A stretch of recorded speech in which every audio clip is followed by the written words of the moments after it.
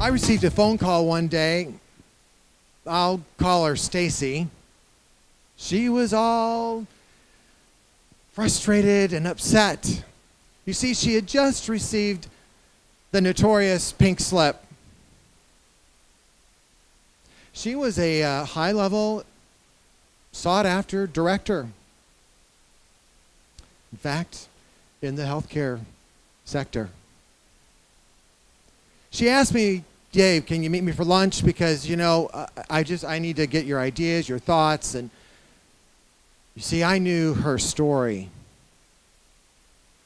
Stacy was dealing with a husband who was more concerned about her ability to find work to pay for his credit card bill than he was for her well-being. And her married children were having their own crisis to deal with. So the way Stacy saw it is, boy, you know, my future isn't looking so good right now. So I remember this Friday afternoon. We met at the local watering hole. It was a beautiful day, and I said, you know, let's sit out on the patio. So we ordered our beverage, and Stacy began talking to me. Tears began to stream down her face. When all of a sudden, we heard this crash. And I looked to my left. There was plastic flying through the air. And there was a large woman who had just fallen on the patio. You see, the legs of her plastic chair had collapsed underneath her. Have you ever been in the moment where it's like time freezes? And then you think to yourself, oh my God, what are we going to do? How do I respond? It was one of those times that I remember thinking to myself, all right, you know, what do I do? To make things worse, as she tried to get up off the patio, the back seat of the chair was stuck to her backside.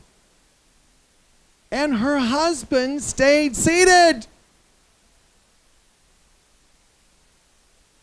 I'm thinking to myself, do I get up and help her,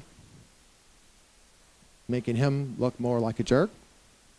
Do I act as if nothing happened and maybe it'll just go away? Or do I let my 15-year-old boy inside of me laugh? Which I contribute to watching, honestly, too many Three Stooges episodes. Just then, she rose to her feet and looked at everyone on the patio and said, "And now for my next trick." She was heading out the door as she caught my eye and Stacy's eye and smiled, giving us permission to smile with her.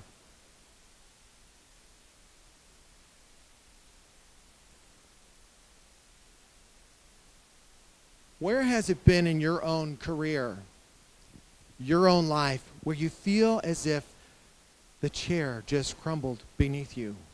Your career is crumbling beneath you. Office politics crumbling beneath you. Maybe you feel like Stacy. You know, she was so caught up in her circumstances that she was doubting that she had any value at all. Now here's a high-level director, and she's doubting. Are you doubting your own abilities?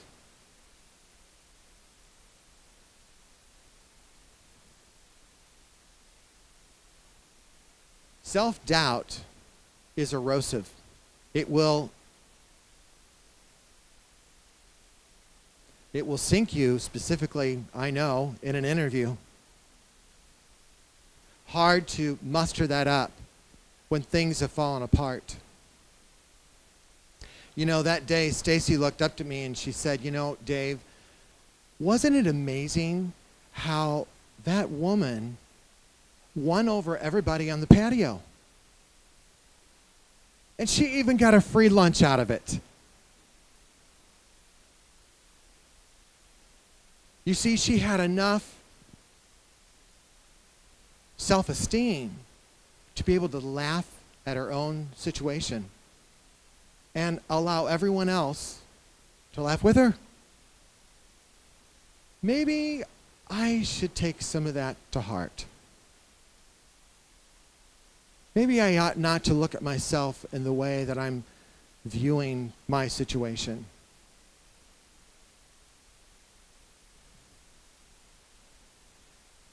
What's amazing, Stacy said, was, she chose not to be a victim. Now, I hear this a lot, that victim mentality, specifically because I coach a lot of individuals out of work or people that are in work that can't stand it. And they'll say to me, I didn't get the job because, age discrimination. Really? You've had 5 interviews and you're going to tell me all of them are about your age, right? When I've talked to you in 10 minutes and I don't know your value. We want to play the victim. We want to say somebody did it to me. So I have to tell you my own personal story here. I was raised in a dysfunctional family like the rest of you all.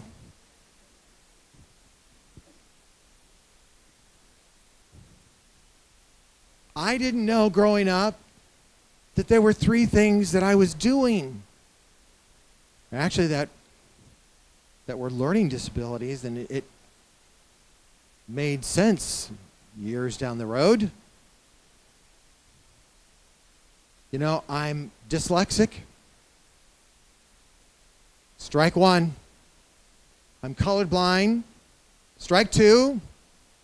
And I have bad eye-hand coordination as a young child. Strike 3. You see, my dad was a baseball coach. I never quite measured up. Even my mother was about the scholastic piece. I'm thinking, there's a reason why I'm reading words and I'm flipping letters, and see, I'm not dumb and I'm not stupid, and I will amount to something. Took me a while to work through that. Until one day, someone came into my life and said, you know what, Dave? There is something that I can tell that if I develop this skill for you, you'll use it the rest of your life.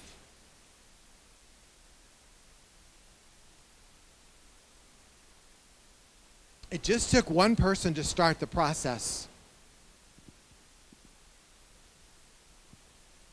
Started the process. She was phenomenal.